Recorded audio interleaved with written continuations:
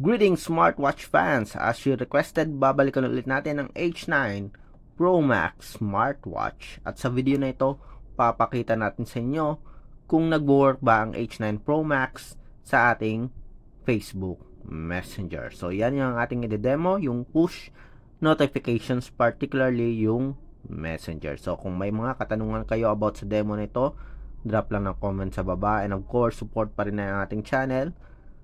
Like and subscribe sa ating nag-iisang Smartwatch Pinoy TV.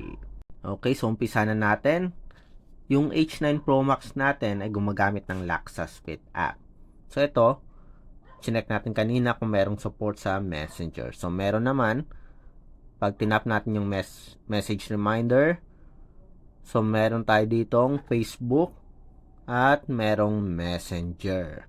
So tingnan natin, magsasend tayo ng message sa ating smartwatch gamit yung isa nating smartphone. So try lang natin Messenger. Open natin yung Messenger. Eto, yun. So check natin, send tayo ng message. Hello H9 Pro Max. So send tayo ng message. Message sent. Tingnan natin kung makaka-receive tayo ng notification. So tingnan natin dito sa smartwatch o sa smartphone. So wala, medyo delayed. Meron ba? Ayun, meron. Ayan. So it works with our Messenger view. So, meron tayong name. Tingnan ulit natin. So, message, may name, may date, at may time. And of course, may logo tayo dito. Next, tingnan natin. Subukan natin na merong emoji.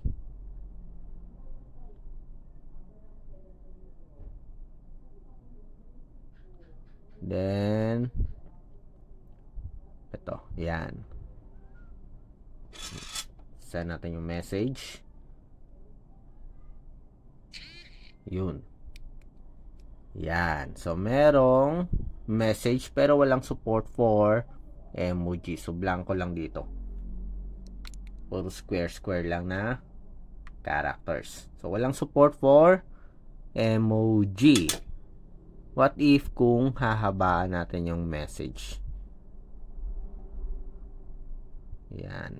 Almost one sentence. Yan. Message sent. View. Ayan. Okay, so hanggang 7.3. So mababa rin naman yung kayang i-accommodate ng ating smartwatch. Yung nakikita ko dito, so hindi nag-activate yung screen o hindi nagto-turn on yung screen display. So, tingnan natin, settings, notification prompt, meron naman dito. Notification light up the screen. Yan. Okay, try natin.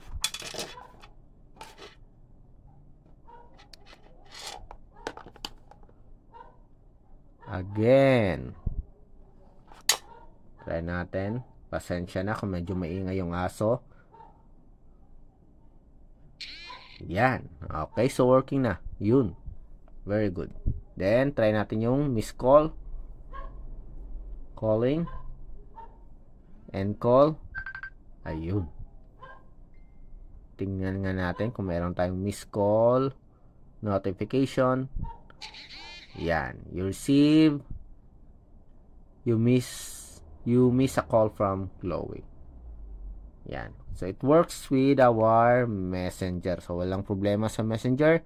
Gumagana yung notification natin. So, sa mga nagtatanong kung working nga bang H9 Pro Max smartwatch sa ating Messenger, gumagana po. And, maraming text naman yung kayang display. Wala nga lang support for emoji. Gumagana rin yung miss call notification. Okay, so that's it sa ating demo ng Messenger sa H9 Pro Max smartwatch. So kung may mga request, drop lang ng comment sa baba, and of course, like pa rin tayo sa ating video na ito and support yung channel natin, Smartwatch Pinoy TV. Bye!